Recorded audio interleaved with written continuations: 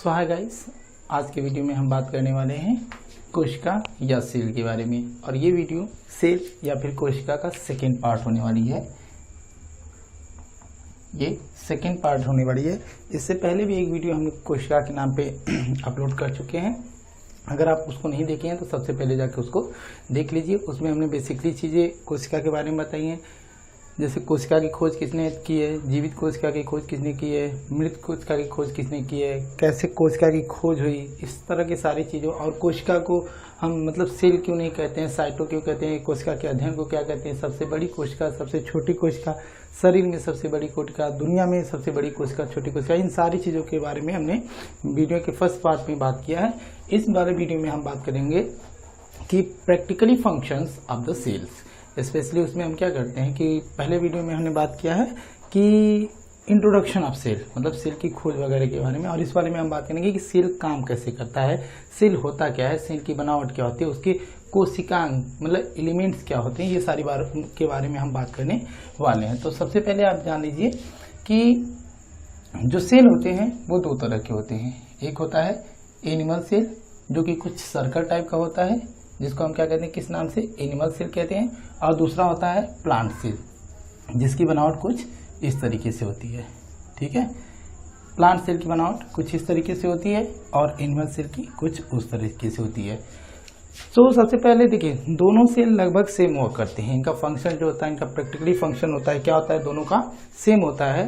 But थोड़ा सा क्या होता है, प्लांट सेल कुछ ही मायने में एनिमल सेल से अलग होता है। तो अगर हम एक के फंक्शन को समझ लेंगे तो बाकी के फंक्शन, मतलब कि प्लांट के फंक्शन, प्लांट सेल के फंक्शन ऑटोमेटिकली समझ में आ जाएंगे। तो चलिए सबसे पहले हम डिस्कस कर लेते हैं एनिमल सेल। तो ये है पिक्चर एनिमल सेल का, एनिमल सेल का, ठीक है, मतलब कि जीव कोशिका का। और ये है प्लांट सेल, ये है प्लांट सेल। सबसे पहले तो आप इसकी बनावट देख लीजिए इस तरह से। अब जो एनिमल सेल होता है, इसके चारों तरफ एक झिल्ली लगी होती है, एक पतली सी परत होती है। और ये परत इतनी पतली होती है कि इसके अंदर के, कोशिका के अंदर जो भी चीजें होती हैं वो आपको क्लियरली दिखती हैं, सूक्ष्मदर्शी से क्लियरली दिखती है। इसीलिए इसको हम क्या कहते हैं, कोशिका झिल्ली के नाम से भी जानते हैं। इसको हम क्या कहते हैं, कोशिका झिल्ली के नाम से भी जानते हैं। कोशिका झिल्ली, कोशिका झिल्ली, या फिर जिसको हम क्या कहते हैं, सेल मेम्ब्रेन के नाम से भी जानते हैं, सेल मेम्ब्रेन। ठीक है, सेल मेम्ब्रेन या फिर कोशिका झिल्ली। इसको कोशिका झिल्ली क्यों कहते हैं, क्योंकि झिल्ली समझते हैं ना, प्लास्टिक। जब आप कोई बाजार कोई सामान लाने जाते हैं तो जिस पॉलीथीन में आप भर के लाते हैं, अगर ब्लैक वाली ना हो, व्हाइट वाली हो, तो जो व्हाइट वाली होती है उसको, उसके अंदर जो भी सामान रखा जाता है वो क्या होता है, एक तरफ से दूसरी तरफ आसानी से देखा जा सकता है, ट्रांसपेरेंट होता है। तो उसी तरह जो सेल होता है, सेल के बाहर की जो परत होती है वो इतनी पतली होती है कि उसके अंदर की सारी चीजें, मतलब कोशिका के अंग जो होते हैं, आसानी से देखे जा सकते हैं। तो इसी को हम क्या कहते हैं, कोशिका झिल्ली या फिर सेल मेम्ब्रेन। जो कोशिका झिल्ली होती है वो बनी होती है प्रोटीन की। वो किसकी बनी होती है, प्रोटीन की। कोशिका झिल्ली किसकी बनी होती है, प्रोटीन की बनी होती है। और ये काम क्या करती है, तो कोशिका झिल्ली जो अवशिष्ट पदार्थ, कोशिका के अंदर क्या होते हैं, काफी सारे उसके अंग होते हैं, उसके पार्ट्स होते हैं, और उनके कुछ वांटेड और अनवांटेड चीजें भी होती हैं। तो अवशिष्ट पदार्थ, जो खराब चीजें होती है कोशिका के अंदर, उनको क्या करते हैं, बाहर भेजने का, और अच्छी वाली चीजों को क्या करते हैं, अंदर भेजने का, अंदर लेने का काम कौन करते हैं, सेल मेम्ब्रेन करता है। ये गेटवे ऑफ सेल कह सकते हैं। यही परमिशन देगा तभी कोई चीज सेल के अंदर आएगी, और यही परमिशन देगा तभी सेल के अंदर से कोई चीज बाहर जाएगी। ये काम कौन करता है, सेल मेम्ब्रेन, मतलब कि कोशिका झिल्ली करती है। अब देखिए, जो कोशिका झिल्ली है, ठीक है ना, कोशिका झिल्ली है, ये बनी किसकी होती है, प्रोटीन की। अब अगर हम बात करें कि किस अवशिष्ट पदार्थ को बाहर निकालेगा, किस अवशिष्ट पदार्थ, किस अच्छे वाले पदार्थ को अंदर लेगा, तो बस वो दो ही चीजें होती है। किसको, O2 और CO2। O2 को ये कहाँ लेता है, अंदर। O2 को ये क्या करता है, सेल मेम्ब्रेन अंदर लेता है, और CO2 को कहाँ करता है, बाहर करता है। CO2 को कहाँ करता है, बाहर करता है। O2 को अंदर लेता है और CO2 को कहाँ करता है, बाहर करता है। ये काम किसका होता है, सेल मेम्ब्रेन का होता है। अब देखिए, अगर हम प्लांट सेल की बात करें तो प्लांट सेल में भी सेल मेम्ब्रेन पाया जाता है।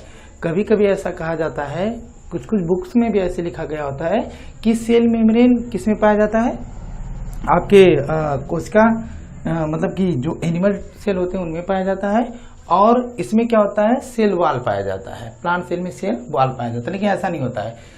एनिमल सेल में भी क्या होता है, कोशिका झिल्ली होती है, और इस वाले में भी क्या होती है, कोशिका झिल्ली पाई जाती है।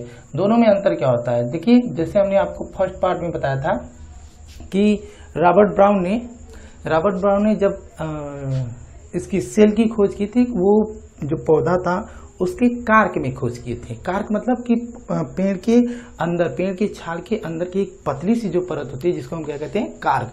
तो वो पतली सी चीज, अब देखो एनिमल टिश्यू में भी क्या होती है, पतली सी चीज, और वो कार्क भी तो पतला सा था। अगर हम पूरे सेल को देखें प्लांट्स के, तो क्या होता है, छाल होती है, लेकिन छाल को अगर हम पतला करते करते जाएं तो क्या होता है, एक कार्क आता है ना, तो वो भी तो पतला ऐसा ही होता है, वो भी, उसको भी अगर हम देखें तो एक साइड से दूसरे साइड तक दिखता है।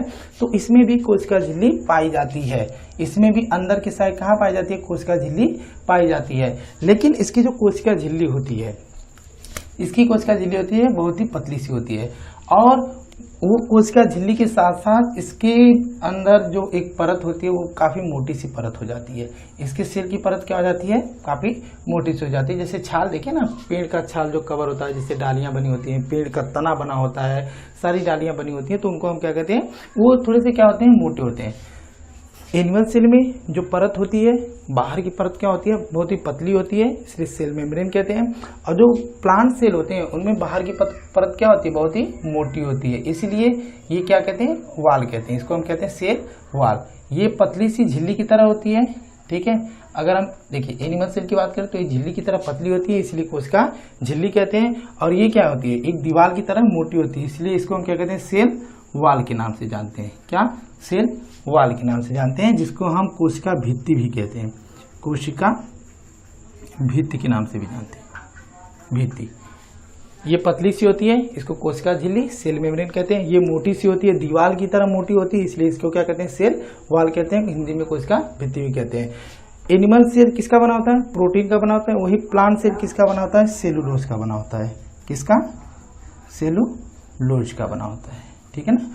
इसका काम क्या होता है, ऑक्सीजन को अंदर लेना, कार्बन डाइऑक्साइड को बाहर करना। उसी तरह इसका भी काम क्या होता है, कार्बन डाइऑक्साइड को अंदर लेना और ऑक्सीजन को बाहर करना। CO2 को क्या करना, अंदर करना, और O2 को क्या करना, बाहर करना। क्योंकि आदमी क्या लेता है, O2 लेता है, तो इसीलिए सेल में क्या होते हैं, O2 अंदर आते हैं, और कार्बन डाइऑक्साइड आदमी छोड़ता है, तो कार्बन डाइऑक्साइड सेल से बाहर जाते हैं। वही प्लांट क्या करते हैं, इसका उल्टा काम करते हैं। उनको CO2 खाना बनाने की चाहिए, तो वो CO2 को अंदर लेता है, और O2 उन्हें नहीं चाहिए, तो O2 को क्या करते हैं, रिलीज करते हैं। तो ये हो गया आपका एक्सटर्नली सेल के बारे में। अब देखिए सेल के बीच में एक क्या होता है, प्लांट भरा होता है। क्या भरा होता है, इस तरह का वाटर भरा होता है, प्लाज्म भरा होता है, जिसको हम क्या कहते हैं, इसको हम कहते हैं साइटोप्लाज्म। इसको हम क्या कहते हैं, साइटोप्लाज्म, साइटोप्लाज्म। इसके बारे में हम आगे देखेंगे, थोड़ा सा भी हम स्ट्रक्चर बस देख रहे हैं। और इसमें भी क्या होता है, साइटोप्लाज्म होता है। इनमें भी क्या होता है, साइटोप्लाज्म। इसमें भी क्या होता है, साइटोप्लाज्म, साइटोप्लाज्म। एनिमल सेल में भी साइटोप्लाज्म होता है, इसमें भी क्या होता है, साइटोप्लाज्म होता है। और इनके बीच में एक केंद्रक होता है। इस तरह से क्या होता है, एक केंद्रक होता है। जब आप देखेंगे एनिमल सेल को, अब जैसे कि अभी हम एक वीडियो, अच्छा पिक्चर देख लीजिए, कैसे होता है एनिमल सेल और कैसे होता है प्लांट सेल, ठीक है। तो एनिमल सेल के बीच में, एनिमल सेल एक तो सेल की झिल्ली होती है, कोशिका झिल्ली कहते हैं, और एक बीच में इस तरह से क्या होता है, केंद्रक भी होता है। तो इसको हम क्या कहते हैं, केंद्रक कहते हैं। क्या कहते हैं, केंद्रक, या फिर न्यूक्लियस भी इसको हम कहते हैं। क्या, न्यूक्लियस के नाम से भी जानते हैं। इसको हम साइटोप्लाज्म के नाम से जानते हैं। और केंद्रक के अंदर जो वाटर भरा होता है, देखो ये सेल के अंदर पानी है, तो इसको हम क्या कहेंगे, साइटोप्लाज्म। और जो केंद्रक के अंदर है, मतलब कि न्यूक्लियस के अंदर है, तो उसको हम क्या कहेंगे, सेंट्रोप्लाज्म। क्या कहेंगे, सेंट्रोप्लाज्म। दोनों चीजें अलग होती हैं, सेंट्रोप्लाज्म और साइटोप्लाज्म। पूरे केंद्रक के अंदर, पूरे सेल के अंदर अगर जो पानी भरा है उसको हम क्या कहेंगे, साइटोप्लाज्म।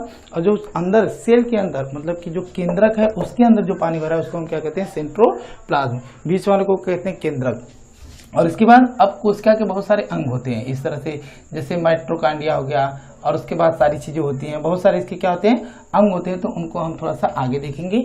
अब इसमें देख लेते हैं, इसमें भी क्या था, साइटोप्लाज्म था। सेम हमने कहा ना कि दोनों में क्या होती है, सेम चीजें होती हैं। अब इसमें भी क्या पाया जाता है, केंद्रक पाया जाता है। क्या पाया जाता है, केंद्रक, ठीक है, जिसको हम क्या कहते हैं, केंद्रक। केंद्रक के नाम से भी जानते हैं। तो जैसे उसमें न्यूक्लियस इसको कहते हैं, तो इसमें भी क्या कहेंगे, न्यूक्लियस ही कहेंगे। इसमें साइटोप्लाज्म इसको कहते थे, बाहर वाले पानी को, और अंदर वाले पानी को उसमें क्या कहते थे, सेंट्रोप्लाज्म। तो इसमें भी क्या कहेंगे, सेंट्रोप्लाज्म। ठीक है, ये रही बेसिक इंफॉर्मेशन सेल के बारे में। चलिए अब इसके थोड़े से फंक्शन को आगे हम देख लेते हैं। तो एक बार रिवीजन देख लीजिए कि सेल की बाहरी परत, एनिमल सेल की बाहरी परत को क्या कहते हैं, कोशिका झिल्ली। वहीं पे प्लांट सेल की बाहरी परत को क्या कहते हैं, कोशिका भित्ति या फिर सेल वाल। ठीक है, इसको सेल मेम्ब्रेन कहते हैं, इसको सेल वाल कहते हैं। जो एनिमल सेल होता है वो किस चीज़ का बना होता है, प्रोटीन का। वही प्लांट सेल किस चीज़ का बना होता है, सेलुलोज का। सेलुलोज क्या होता है, हवा लगने पे कठोर हो जाता है ना, इसीलिए जो पेड़ की छाल होती है देखेंगे तो वो क्या होती है, कठोर होती हैं। और हमारी स्किन, हमारी परत क्या होती है, बहुत ही पतली सी होती है, क्योंकि यहाँ पे क्या पाया जाता है हमारे सेलों में कोशिका झिल्ली पतली सी पाई जाती है। और वहीं पेड़ में सेल वाल पाया जाता है, मोटा सा पाया जाता है, सेलुलोज की बनी होती है। हमारी क्या होती है, प्रोटीन की बनी होती है। जो हमारी ये सेल मेम्ब्रेन होती हैं वो ऑक्सीजन को अंदर, कार्बन डाइऑक्साइड को बाहर करती हैं। वहीं अपोजिट में जो सेल वाल होता है ये क्या करता है कि CO2 को अंदर करता है और O2 को बाहर करता है। तो जैसे कि अभी हमने बात किया कि कोशिका के दोनों, पहले हमने कंपेयर करा के देखा कि किस तरह की मतलब कि एनिमल कोशिका क्या होती है, एनिमल सेल क्या होते हैं और प्लांट सेल क्या होते हैं। अब हम बात करते हैं कोशिका के अंग के बारे में, मतलब कि सेल के एलिमेंट्स के बारे में।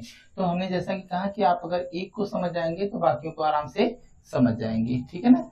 तो सेल कुछ इस तरह से होता है, जैसे आप देख सकते हैं, आप पिक्चर में भी देख सकते हैं कि किस तरह से सेल है और उसके कोशिकांग किस तरह से दिख रहे हैं, मतलब कि सेल के एलिमेंट्स किस तरह से दिख रहे हैं, कितने सारे, स्पेशली 7 और 8 एलिमेंट्स होते हैं, उनको आप ध्यान से देख सकते हैं। तो सबसे पहले हमने क्या कहा, इसमें एक होता है न्यूक्लियस। क्या होता है, न्यूक्लियस। और जो न्यूक्लियस होता है इसमें क्रोमोसोम्स पाए जाते हैं, क्रोमोसोम पाए जाते हैं। इसमें क्या होता है, क्रोमोसोम पाए जाते हैं, DNA पाया जाता है, RNA पाया जाता है, और साथ ही साथ ये प्रोटीन की बने होते हैं। ध्यान दीजिए, जो न्यूक्लियस होता है सेल का, उसमें क्या होते हैं, हमने बताया था ना कि जो एनिमल सेल होता है उसमें क्या होते हैं, वो प्रोटीन के बने होते हैं। और जो प्लांट सेल होते हैं वो क्या, किसके बने होते हैं, सेलुलोज के बने होते हैं। तो सेल की बाहर परत अभी अपने सेल मेम्ब्रेन वगैरह देखा। तो अभी हम क्या करते हैं, सेल की फंक्शन किस तरह से होती है, काम किस तरह से करते हैं, उसको हम देखते हैं। तो जो सेल होता है, सेल का बीच वाला भाग न्यूक्लियस कहलाता है या केंद्रक कहलाता है, जिसमें क्या पाए जाते हैं, क्रोमोसोम पाए जाते हैं, DNA, RNA और प्रोटीन पाए जाती है। ये क्रोमोसोम क्या होता है, क्रोमोसोम क्या करता है, ये जेनेटिक इफेक्ट को दिखाता है। जैसे होता है ना कि इसको हम सेल मेमोरी के नाम से भी जानते हैं, सेल की मेमोरी। जैसे आपके दादा के कुछ लक्षण आपके पापा में, फिर आपके पापा के कुछ लक्षण आप में, आपके कुछ लक्षण आपके बच्चे में, जेनेटिक चलता रहता है ना। तो क्रोमोसोम वही होता है, क्रोमोसोम से ही किसी के जेनेटिक गुण की वो क्या होती है, आपूर्ति होती है, ठीक है। DNA, RNA जो क्या होते हैं, जेनेटिक गुण होते हैं ना, जीन दिखाते हैं ना, तो ये सब कहाँ पे पाए जाते हैं, न्यूक्लियस पे पाए जाते हैं। और अभी हमने बताया कि इसमें क्या होते हैं कि एक प्लाज्म भरे होते हैं, जिसको हम क्या कहते हैं, साइटोप्लाज्म कहते हैं। और बीच में जो प्लाज्म भरे होते हैं उसको हम क्या कहते हैं, सेंट्रोप्लाज्म के नाम से जानते हैं। तो ये सब आपको अभी हमने बताया। चलिए अब इसके पार्ट्स के बारे में, एलिमेंट्स के बारे में कर ले। तो सबसे पहला होता है क्या, माइक्रोकांडिया। सेल का प्राइमरी एलिमेंट्स क्या कह सकते हैं, एनिमल सेल का माइक्रोकांडिया। अब माइक्रोकांडिया होता है क्या है, माइटोकांड्रिया,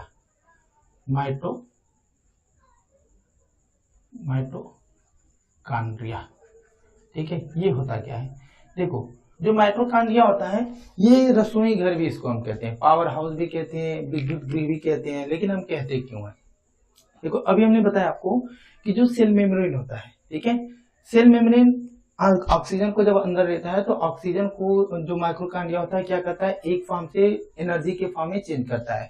तो सबसे पहले हमारे बॉडी में क्या आता है, ऑक्सीजन आता है, फिर क्रेब्स प्रक्रिया से, किस प्रक्रिया से, क्रेब्स प्रक्रिया, क्रेब प्रक्रिया होती है। और उस क्रेब प्रक्रिया के बाद जो हमारा O2 होता है वो चेंज हो जाता है ATP में। किसमें चेंज हो जाता है, ATP में। ATP मतलब कि ATP में चेंज होता है, लेकिन किस ATP में, 38 ATP में चेंज होता है। O2 क्रेब्स अभिक्रिया से, जैसे क्रेब अभिक्रिया क्या होती है, O2 को 38 ATP में चेंज करती है। और वो 38 ATP आगे जाके ग्लूकोज में चेंज होता है, किसमें, ग्लूकोज में चेंज हो जाता है। और यही ग्लूकोज हमारी बॉडी को क्या करता है, एनर्जी देता है, ठीक है ना। यही ग्लूकोज हमारी बॉडी को क्या करता है, एनर्जी देता है। ये सारे काम कहाँ पे होते हैं, माइटोकॉन्ड्रिया में होते हैं। इसीलिए इस माइटोकॉन्ड्रिया को क्या कहते हैं, पावर हाउस कहते हैं, क्योंकि ये एनर्जी बनाने का काम करती है, पावर बनाने का काम करती है। कह सकते हैं ना, बिजली को क्या कहते हैं, पावर आ गया। घर में लाइट आ जाती है तो कहते हैं ना कि पावर आ गया, तो इसीलिए इसको हम क्या कहते हैं, पावर हाउस के नाम से भी जानते हैं। माइटोकॉन्ड्रिया को हम क्या कहते हैं, रसोई घर भी कहते हैं। किन किन नाम से जानते हैं, कोशिका का रसोई घर, या फिर बस रसोई घर लिख लो, रसोई घर, जिसको आप किचन भी इंग्लिश में कह सकते हो, विद्युत गृह, विद्युत घर, या फिर पावर हाउस, पावर हाउस। ये सब इसको इस नाम क्यों देते हैं, क्यों, क्योंकि ये पावर बनाने का काम करता है। ऑक्सीजन को लेता है, क्रेस्ट प्रक्रिया से 38 एटीपी में चेंज करता है, फिर वो 38 एटीपी को किस में चेंज करता है, ग्लूकोज को चेंज कर देता है, और वही ग्लूकोज हमारी बॉडी को क्या करता है, एनर्जी देने का काम करता है। इसीलिए ये सारी काम कहाँ पे होते हैं, माइटोकॉन्ड्रिया में। इसीलिए माइटोकॉन्ड्रिया को क्या कहते हैं, रसोई घर, विद्युत घर और पावर हाउस के नाम से भी जानते हैं। ठीक है, सेकेंड पॉइंट क्या होता है आपका, गाल्जी बॉडी।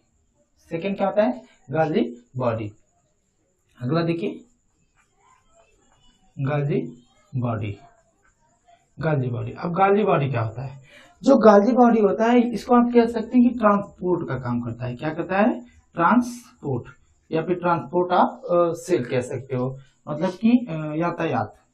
ठीक है, यातायात का काम करता है। ठीक है, ट्रांसफर करने का काम करता है किसी चीज को, तो इस तरीके से यातायात का काम करता है। अब मतलब गाल्जी बॉडी कैसे यातायात करता है, देखो समझने की कोशिश करो। सेल को एक जगह से दूसरी जगह तक लेके जाने का काम कौन करता है, ये गाल्जी बॉडी करता है, इसीलिए इसको हम ट्रांसपोर्ट या यातायात भी कहते हैं। अब ये काम क्या करता है, जैसे आप देखिए, अब हमें देख लीजिए, अब हम क्या कर रहे हैं, बस पढ़ा रहे हैं, और हमारे सेल बाकी की पूरे बॉडी के, अब हमें ये पता है ना कि हमारी बॉडी के हर पार्ट में सेल पाए जाते हैं। जैसे हाथ में भी सेल पाए जाते हैं, पैर में भी सेल, हमारे पेट में भी सेल, ब्रेन में भी सेल, बॉडी के हर पार्ट में सेल पाए जाते हैं। लेकिन बॉडी के हर पार्ट के सेल काम नहीं कर रहे हैं, मतलब कि वो बचे हुए हैं, क्योंकि जहाँ के सेल क्या होते हैं, यूज होते हैं, वहां के सेल क्या होते हैं, ब्लास्ट होते रहते हैं। वही ब्लास्ट होकर क्या करते हैं, एनर्जी देते हैं, तो हमारी बॉडी का वो पार्ट क्या करता है, काम करता है। इसीलिए देखो, कुछ समय तक काम करने के बाद जब हमारे साथ बॉडी का अगर पूरा काम मेहनत से कर देते हैं, तो हमारी बॉडी क्या हो जाती है, लेजी हो जाती है, थक जाती है। क्यों, क्योंकि सारे सेल क्या होते हैं, ब्लास्ट हो चुके होते हैं। कुछ समय तक हम रेस्ट करते हैं, फिर से सेल बन जाते हैं, और फिर से हम काम करना स्टार्ट करते हैं। तो जैसे हम कह रहे थे कि जैसे हम पढ़ा रहे हैं, तो हमारी जीभ की जो सेल है, हमारी जीभ ही बस काम करिए ना, और तो कुछ नहीं काम कर रहा है। हाथ पैर स्टेबल है, हाथ स्टेबल है, पेट स्टेबल है, पचाने का काम नहीं कर रहा है, सब कुछ मतलब स्टेबल है, लेकिन हमारी जीभ क्या कर रही है, बोलने का काम कर रही है। तो बस हमारी जीभ की सेल क्या हो रहे होंगे, ब्लास्ट हो रहे होंगे, वहीं के खत्म हो रहे होंगे। तो अब कितना सेल होगा, लाख करोड़ कितना भी होगा, क्या होगा कि कुछ टाइम के बाद जो जीभ के सेल होते हैं वो क्या होंगे, खत्म ही हो जाएंगे। तो वहां पे सेल की जरूरत पड़ेगी। जैसे हमने कहा कि जैसे दौड़ते दौड़ते हम थक जाते हैं, हमारे पैर के सेल खत्म हो जाते हैं, तो हम बैठ जाते हैं, लेकिन कुछ समय के बाद फिर से क्या हो जाता है, वो रिन्यूअल हो जाता है, तो हम क्या करने लगते हैं, आराम से फिर से दौड़ने लगते हैं। उसी तरीके से अब अगर हम देखें कि गाल्जी बॉडी क्या काम करता है, तो गाल्जी बॉडी भी अगर हम देखें तो गाल्जी बॉडी भी सेल को एक जगह से दूसरी जगह तक ले जाने का काम करता है। होता है विलॉय, ठीक है, विलॉय मतलब कि रसधानी, इसको इंग्लिश में कहते हैं रसधानी, और इंग्लिश में इसको विलॉय कहते हैं। ये क्या करता है, ये वाटर ऑब्जर्वेशन का काम करता है, वाटर ऑब्जर्वेशन, ठीक है, मतलब कि पानी को इकट्ठा करने का काम, पानी को क्या करता है, इकट्ठा करने का काम करता है। जैसे हमारी बॉडी में, जैसे हम नॉर्मली जानते हैं कि कहीं पे भी अगर हवा है तो उसमें नमी होती ही है, तो वैसे ही जब O2 हवा जाता है अंदर, तो क्या करता है, उसमें कुछ नमी भी जाती है, और नमी साइटोप्लाज्म में हो नहीं सकती है, तो सबसे पहले क्या करता है, वो क्रोमोसोम के पास जाता है। तो क्रोमोसोम को अभी हमने क्या बताया कि ये ब्रेन ऑफ सेल कहते हैं, ये सेल का ब्रेन होता है। कोई भी चीज होगी तो सबसे पहले यहाँ इन्फॉर्म होगा, और क्रोमोसोम को पता चलेगा, क्रोमोसोम को, तो पानी को कहाँ पे भेजेगा, यहाँ पे, और जो एनर्जी होगी उसको कहाँ भेजेगा, माइटोकॉन्ड्रिया में। तो इस तरह से, सॉरी गाल्जी बॉडी में नहीं, पानी को कहाँ भेजेगा, विलॉय में भेजेगा, मीन रसधानी में भेजेगा। तो सारे पानी कहाँ होंगे, रसधानी में इकट्ठे हो जाएंगे। उसके बाद जब माइटोकॉन्ड्रिया खाना बनाएगी अपना, इसको रसोई घर कहते हैं ना माइटोकॉन्ड्रिया को, क्यों, क्योंकि ये इस तरह से अपना क्या बनाती है, खाना, मतलब कि एनर्जी बनाने का काम करती है। खाना बनाना मतलब कि एनर्जी बनाना, हम भी तो अपने रसोइयों में खाना बनाते हैं, मतलब एनर्जी बनाते हैं ना, एनर्जी की चीजें ना, तो इस तरह से क्या होता है कि माइक्रोकांडिया जो खाना बनाता है, किसी भी खाना को बनाने के लिए पानी की जरूरत पड़ती है। तो जब माइक्रोकांडिया खाना बनाता है तो उस पानी की आपूर्ति को कौन पूरा करता है? वेलॉर पूरा करता है। तो ये क्या करता है? राजधानी वाटर ऑब्जर्वेशन का काम करता है। नेक्स्ट हमारा है राइबोसोम। ठीक है, राइबोसोम क्या करता है? राइबोसोम हमारा प्रोटीन बनाने का काम करता है। ये बॉडी में क्या करता है? प्रोटीन बनाता है। बॉडी में प्रोटीन बनाने का काम कौन करता है? राइबोसोम करता है। ठीक है, अब जो ये राइबोसोम होता है, ठीक है, जो राइबोसोम होता है, राइबोसोम, अब एक चीज हमने राइबोसोम इसको हिंदी में इसलिए लिख दिया क्योंकि जब हिंदी मीडियम वाले बच्चे होते हैं, कभी कभी क्या होता है कि इंग्लिश स्पेलिंग को जैसे कि समझ में नहीं आती है, ऐसा तो नहीं कहा जा सकता, क्योंकि वो इंग्लिश वाला होता है तो उनको लग जाता है कि इंग्लिश मीडियम है, इसीलिए वो क्या करते हैं, उस पर ध्यान थोड़ा सा नहीं देते हैं, और इंग्लिश मीडियम वाले तो अपना मिला उला के पढ़ ही लेते हैं बेचारे। तो राइबोसोम क्या होता है? ये प्रोटीन बनाता है। और अगर हम एक दूसरा देखें तो ईपी जो हमने लिखा है, इंडोप्लाज्मिक रेटिकुलम, इंडोप्लाज्मिक रेटिकुलम। ठीक है, रेटिकुलम जो होता है ये क्या करता है? रेटिकुलम ये भी प्रोटीन ही बनाता है। देखो, राइबोसोम भी क्या बना रहा है? प्रोटीन। इंडोप्लाज्मिक रेटिकुलम भी क्या बना रहा है? प्रोटीन। दोनों में अंतर क्या है? जो राइबोसोम प्रोटीन बनाएगा वो हमारी बॉडी के लिए यूज होगा। ठीक है, राइबोसोम जो प्रोटीन बनाएगा सेल का, वो क्या होगा? हमारे बॉडी को ट्रांसफर होगा। और जो इंडोप्लाज्मिक रेटिकुलम हमारा जो बनाएगा वो क्या होगा? केवल और केवल हमारे सेल के लिए यूज होगा। तो ये भी क्या होता है? प्रोटीन बनाता है राइबोसोम, और इंडोप्लाज्मिक रेटिकुलम भी क्या बनाता है? प्रोटीन बनाता है। जो राइबोसोम है प्रोटीन बनाता है, इसीलिए हम प्रोटीन की फैक्ट्री भी कहते हैं, प्रोटीन की फैक्ट्री के नाम से भी जानते हैं। प्रोटीन की फैक्ट्री पूछ दिया जाए कि किसे कहते हैं, तो किसको कहते हैं? राइबोसोम को कहते हैं। दूसरा, इंडोप्लाज्मिक रेटिकुलम भी प्रोटीन बनाता है। ये क्यों काम करता है? ये हमारे सेल के लिए ही प्रोटीन का बनाने का काम करता है। जो इंडोप्लाज्मिक रेटिकुलम होते हैं वो कुछ इस तरह से होते हैं। ठीक है, और ये दो भाग में बटे हुए होते हैं। पहला भाग होता है रफ वाला, जो कि थोड़ा खुरदुरा सा होता है, और दूसरा भाग होता है एकदम सॉफ्ट वाला। पहला जो रफ वाला पार्ट होता है उसको हम कहते हैं REP। ठीक है, रफ इंडोप्लाज्मिक रेटिकुलम। दूसरा होता है SEP, सॉफ्ट इंडोप्लाज्मिक रेटिकुलम। जो सॉफ्ट इंडोप्लाज्मिक रेटिकुलम होता है उसमें बनता है वसा, जिसको हम फैट के नाम से भी जानते हैं। ठीक है, वसा मीन फैट बनता है। और जो ये वाला होता है यहाँ पे बनता है प्रोटीन। इसमें क्या बनता है? प्रोटीन। जो रफ वाला होता है उसको हम उसमें क्या बनता है? प्रोटीन, जो कि हमारे सेल के लिए यूज होता है, बॉडी के लिए नहीं। और जो सॉफ्ट वाला पार्ट होता है उसमें क्या बनता है? हमारा वसा होता है। और ये काम होता है इंडोप्लाज्मिक रेटिकुलम का। नेक्स्ट हमारा होता है C, मतलब कि सेंट्रोसोम। क्या होता है? सेंट्रोसोम। अब देखिए सेंट्रोसोम क्या होता है? सेंट्रोसोम, जो हमारा सेंट्रोसोम होता है वो कोशिका विभाजन का काम करता है। वो क्या करता है? कोशिका विभाजन का, कोई और काम नहीं करता है। ये कोशिका विभाजन का काम कौन करता है? सेंट्रोसोम करता है। जैसे हमने एग्जांपल में आपको बहुत बार बताया कि जैसे ऐसे चोट लग गई, किसी आदमी को क्या लग गई? चोट लग गई, तो वहां की कोशिकाएं क्या होती हैं? मर जाती हैं, उनका डेथ हो जाता है। तो क्या होता है कि उसमें कोशिका अगर विभाजित नहीं होगी तो वो घाव भरेगा नहीं, क्योंकि नॉर्मल सेल क्या होते हैं? बहुत ही हल्के होते हैं, मजबूत नहीं होते हैं। तो हल्का से भी मारेंगे तो कुछ न कुछ तो सेल तो मर ही जाएंगे। अब चूंकि हमारे बॉडी में इतनी सेल्स हैं, मिलियन बिलियन ट्रिलियन है, कि हमें पता नहीं चलता, बट वो तो मर ही जाते हैं। तो जो सेंट्रोसोम होता है क्या करता है? मान लेते हैं एग्जाम्पल यहाँ पे समझते हैं, ये हमारी बॉडी है, ठीक है, और हमने इस तरीके से मारा और यहाँ पे क्या लग गया? चोट लग गया। और यहाँ पे जो हमारे सेल्स थे, ठीक है ना, जो हमारे सेल्स थे बॉडी के पूरे, वो क्या हो गया? इस तरीके से थे, और यहाँ वाले सेल क्या हो गए? मर गए। जो ये स्पेस वाला है वो सेल क्या हो गए? मर गए। अब वहां कुछ तो सेल चाहिए, तो उनके बगल वाले जो सेल क्या है? सेफ है। जो सेल क्या है? सेफ है। वो अपना डिवीजन करेंगे, वो अपना क्या करेंगे? डिवीजन करेंगे, और डिवाइड कर करके नया सेल बनाएंगे। जैसे एक सेल है वो बटेगा और 2 सेलों में कट जाएगा, और ये 2 सेल कटेंगे तो कितने सेल में बढ़ जाएंगे, 4 सेल में। अब ये 4 बनेगा तो इसी तरह 2-2 करके 8 में बन जाएगा। इस तरीके से क्या होगा, सेल डिवीजन को अपना करेंगे और यहाँ पे जो सेल मरे थे उनकी कमी को पूरा कर देंगे। इस तरह से सेल डिवीजन होता है और सेल डिवीजन करने का काम कौन करता है, सेंट्रोसोम करता है। सेल डिवीजन को अच्छे तरीके से हम लोग इस वीडियो के 3rd पार्ट में देखेंगे, क्योंकि सेल डिवीजन काफी कॉम्प्लिकेटेड होता है, तो उसको हम वीडियो के 3rd पार्ट में देखेंगे। इस वाले वीडियो में क्योंकि बहुत वीडियो ये वाली वीडियो बड़ी नहीं होनी चाहिए, क्योंकि ऑलरेडी ये थोड़ी सी हो ही चुकी होगी, तो इसको हम क्या करते हैं, थोड़ा शार्ट में बनाने की कोशिश करते हैं। तो सेल डिवीजन करने का काम कौन करता है, सेंट्रोसोम। ये कोशिका विभाजन में सेल डिवीजन का काम करता है। एक होता है लाइसोसोम। क्या होता है, लाइसोसोम। अब ये लाइसोसोम क्या होता है, लाइसोसोम को हम आत्मघाती थैली भी कहते हैं। लाइसोसोम देख लीजिए, लाइसोसोम। जो लाइसोसोम होता है इसको हम आत्मघाती थैली के नाम से भी जानते हैं, या फिर एटम बम के नाम से भी जानते हैं, एटम बम के भी नाम से जानते हैं, और या इसको हम कहते हैं सुसाइड बैग के भी नाम से जानते हैं। ठीक है, आत्महत्या की थैली के भी नाम से जानते हैं, आत्महत्या की थैली।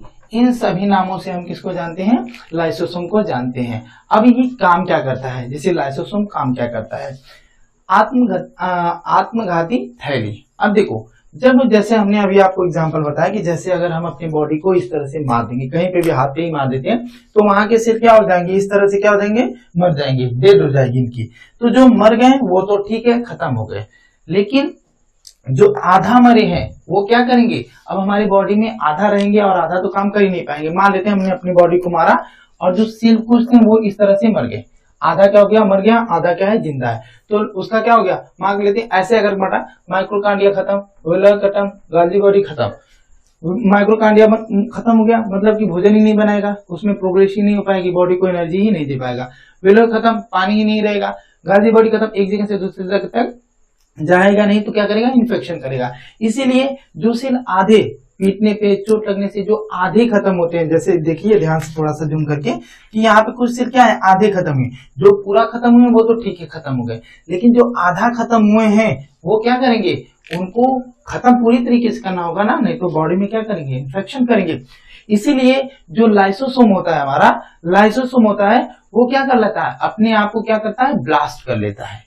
अपने आप को क्या करता है, ब्लास्ट कर लेता है, अपने आप को ब्लास्ट कर लेता है, जिससे कि उस पूरे सेल के अंदर क्या होता है, एक ब्लास्ट होता है और वो पूरा सेल क्या होता है, खत्म हो जाता है। इसीलिए लाइसोसोम को क्या कहते हैं, आत्मघाती थैली। एटम बम के भी नाम से जानते हैं, क्योंकि एटम बम जैसे अपने आप को फोड़ता है और कुछ लोगों को और भी मार देता है ना, तो उसी तरह से।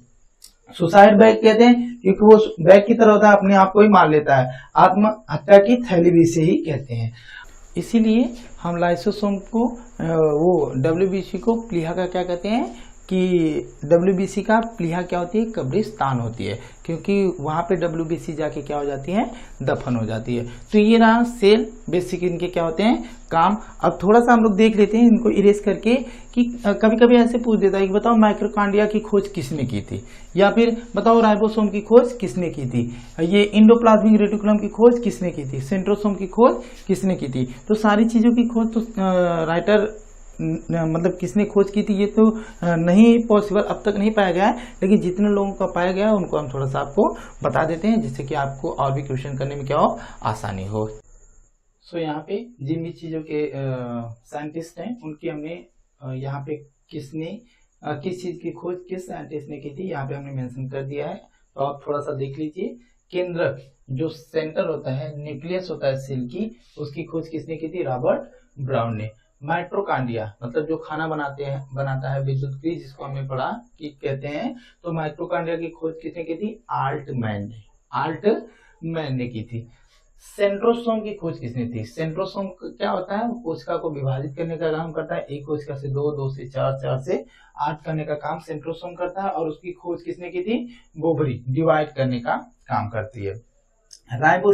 राइबोसोम क्या करता है, प्रोटीन बनाने का काम करता है, और उस प्रोटीन बनाने वाले की राइबोसोम की खोज किसने की थी, पलाडे ने की थी। ठीक है, फिर लाइसोसोम है, लाइसोसोम क्या करता है, ब्लास्ट करता है चीजों को क्या कर देता है, ब्लास्ट कर देता है। तो इनकी खोज किसने की थी, डी ड्यूबे ने। लाइसोसोम की खोज किसने की थी, डी ड्यूबे ने। जीव द्रव्य, नेक्स्ट क्या है, जीव द्रव्य, साइटोप्लाज्म। साइटोप्लाज्म की खोज किसने की थी, पराटोप्लाज्म ने की थी, इसीलिए इनको क्या दिया, साइटोप्लाज्म। देखिए इनमें सारी चीजें तो हमने पढ़ रखी थी, लेकिन कुछ चीजें हमने छूट गई थी। जैसे कि यहाँ जो ये कोशिका होती है, इनके बीच में एक पानी की तरह एक पदार्थ भरा होता है, जिसको हम क्या कहते हैं, कोशिका द्रव्य कहते हैं। क्या कहते हैं इसको हम, कोशिका द्रव्य। ये जो पानी भरा होता है सेल के बीच में, इसको हम क्या कहते हैं, कोशिका द्रव्य। कोशिका द्रव्य, या फिर इसको हम कहते हैं द्रव्य, या फिर साइटोप्लाज्म। साइटोप्लाज्म, साइटो मतलब से, प्लाज्म मतलब कि जल, उसमें प्लाज्मा जो भरा हो, इसको हम क्या कहते हैं, साइटोप्लाज्म। अब इसका काम क्या होता है, इसका काम क्या होता है, जैसे अब देखिए यहाँ पे बहुत सारे एलिमेंट्स है ना, जैसे आपका माइक्रोकांडिया है, वर्गा है, गाल्गी बॉडी है, राइबोसोम है, एंडोप्लाज्मिक रेटिकुलम है, सेंट्रोसोम है, लाइसोसोम है, और यहाँ पे न्यूक्लियस है। अगर इसमें कोई जल नहीं रहेगा तो क्या होंगे, एक दूसरे से टकराएंगे। जैसे नॉर्मली अब एक किसी बड़े से आकार वाली चीज में सारे थाली, बर्तन, ग्लास, लोटा रख लीजिए, तो उसमें क्या करेंगे, वो अगर थोड़ा भी हिलेंगी तो क्या होंगे, एक दूसरे से लड़ेंगी भिड़ेंगी। तो जब लड़ेंगी भिड़ेंगी तो क्या होगा, ब्लास्ट होगा, पिचके वगैरह। तो इसी तरह ये क्या होगा कि एक दूसरे से लड़े ना, एक दूसरे से भिड़े ना, एक दूसरे से ब्लास्ट ना हो, इसीलिए इनके बीच में क्या पाया जाता है, एक जल पाया जाता है, जिसको हम क्या कहते हैं, कोशिका द्रव्य। और उसी जीव द्रव्य, उसी कोशिका द्रव्य की खोज किसने की थी, पराटो ने की थी। अब देखिए इसमें पाया जाता है, तो इसमें भी तो काफी सारी चीजें हैं, जैसे क्रोमोसोम है, डीएनए, आरएनए, प्रोटीन भी इसी में होता है। तो ये भी एक तरह का जल पाया जाता है, इसको हम क्या कहते हैं, सेंट्रोसोम। इसको हम क्या कहते हैं, सेंट्रोसोम। इसको हम क्या कहते हैं, सेंट्रोसोम। ठीक है, नहीं सॉरी, सेंट्रोप्लाज्म कहते हैं इसको, हम क्या कहते हैं, सेंट्रोप्लाज्म। पूरे बाहर वाले जल में क्या होता है, क्योंकि ये सेल का जल है, तो इसको हम क्या कहते हैं, साइटोप्लाज्म। और अंदर क्या है, ये केवल सेंटर का जल है, इसलिए हम क्या कहते हैं इसको, सेंट्रोप्लाज्म। साइटोप्लाज्म मतलब पूरे सेल का जो प्लाज्मा है, जो जल है सेल का पूरा, साइटोप्लाज्म। और जो सेंटर का आपका वो है, द्रव्य है, उसको हम क्या कहेंगे, सेंट्रोप्लाज्म। ये दोनों चीजें होती हैं। अब चलिए ठीक है, सो इस वीडियो के लिए अब थोड़ा सा अगर आप चाहें तो थोड़ा सा टेक्निकली इनको याद कर सकते हैं ऐसे, क्योंकि राइटर के नेम साइंटिस्ट के नेम याद करना थोड़ा सा हार्ड होता है, तो हम टेक्निकली थोड़ा सा आपको बता देते हैं और बाकी आप याद कर लीजिए। जैसे केंद्रक, ये तो आपको याद ही होगा कि रॉबर्ट ब्राउन ने खोज की थी, हमने पहले वीडियो में भी बात की थी, ये सेकेंड वीडियो, इसमें भी हमने बात की थी। इसका तीसरा वीडियो आएगा कोशिका विभाजन का, समसूत्री विभाजन, विषम सूत्री विभाजन, वो सब हम लोग देखेंगे किस तरीके से इससे एक जनरेशन से दूसरे जनरेशन में मेमोरीज ट्रांसफर होती है, सोच ट्रांसफर होती है, जो आइस कलर होता है कैसे ट्रांसफर होती है, वो सारी चीजें हम लोग देखेंगे। तो केंद्र की खोज तो रॉबर्ट ब्राउन ने की थी, वो तो आपको पता होगा। माइटोकांड्रिया, ठीक है, माइटोकांड्रिया जो होता है, माइटोकांड्रिया होता है, माइटोकांड्रिया। माइटोकांड्रिया की खोज किसने थी, आल्टमैन। देखो माइटोकांड्रिया मतलब कि खाना बनाने वाले, खाने बनाने वाला माइटोकांड्रिया कहते हैं। अब इसको आल्टमैन, अच्छा सोच के देखो, जो खाना बनाने वाला वो होता है, उसको क्या कहते हैं, पलटा। वैसे ही आल्टमीर है कि नहीं, आल्टमैन, आल्टमैन मतलब पलटा वाला आदमी। तो पलटा वाला आदमी मतलब क्या बनाएगा, खाना बनाएगा। खाना का बनाने का काम कौन करता है, माइक्रोकांड्रिया, इसलिए माइक्रोकांड्रिया की खोज किसने की थी, आल्टमैन ने की थी। दूसरा सेंट्रोसोम, सेंट्रोसोम क्या करता है, विभाजित करने का काम करता है, और यहाँ पे विभाजित करने का काम सेंट्रोसोम करता है। तो यहाँ तो बोबरी, क्या है, बोबरी में। अब सोच सकते हो कि बोबरी, बाबरी मस्जिद जो है हमारे यहाँ, हिंदू मुस्लिम को विभाजित ही करने का काम कर रही है ना, वो हिंदुओं को अलग विचारधारा में लेके जा रही है, मुस्लिमों को अलग विचारधारा में लेके जा रही है। तो बाबरी मस्जिद क्या कर रही है, हमें बांट रही है, बांटने का काम। तो बांटने का काम कौन करता है, सेंट्रोसोम। तो बांटने वाले काम मतलब सेंट्रोसोम का खोज किसने की थी, बोबरी ने की थी। राइबोसोम, राइबोसोम क्या बनाता है, राइबोसोम प्रोटीन बनाता है। तो प्रोटीन बना रहा है पलाडे, ठीक है, राइबोसोम प्रोटीन बनाता है, तो पलाडे इनकी खोज वाली करते हैं। प से प्रोटीन, प से पलाडे, याद हो जाएगा। लाइसोसोम, लाइसोसोम क्या करता है, ब्लास्ट करता है ना। और कोई चीज जब ब्लास्ट होती है तो ये क्या करती है, पूरी तरीके से खत्म हो जाती है। और जब कोई चीज खत्म होती है तो हम क्या कहते हैं, डूब गई, ठीक है। कोई चीज खत्म हो जाती है, पूरी तरीके से डिस्ट्रॉय हो जाती है, तो हम क्या कहते हैं, वो डूब गई। तो लाइसोसोम ब्लास्ट करना मतलब कि डी डूबे, वो चीज क्या हो गई, डूब गई। कोई चीज ब्लास्ट हुई मतलब कि वो क्या हो गई, डूब गई। जीव द्रव्य, ये तो साइटोप्लाज्म है, तो इनके साइटोप्लाज्म, प्लाज्म की मतलब कि प्लाज्म, साइटोप्लाज्म को पराटोप्लाज्म ने खोज की थी। तो ये सारी चीजें होती हैं। ये रहा हमारे वीडियो का सेकेंड पार्ट। और अगर आपने इस चैनल को लाइक सब्सक्राइब नहीं किया है तो लाइक आप सब्सक्राइब कर दीजिए, दोस्तों के साथ शेयर कीजिए। और इसका थर्ड पार्ट बहुत ही जल्द आपको मिल जाएगा, जिसमें हम सेल का डिवीजन देखेंगे। Thank you for watching.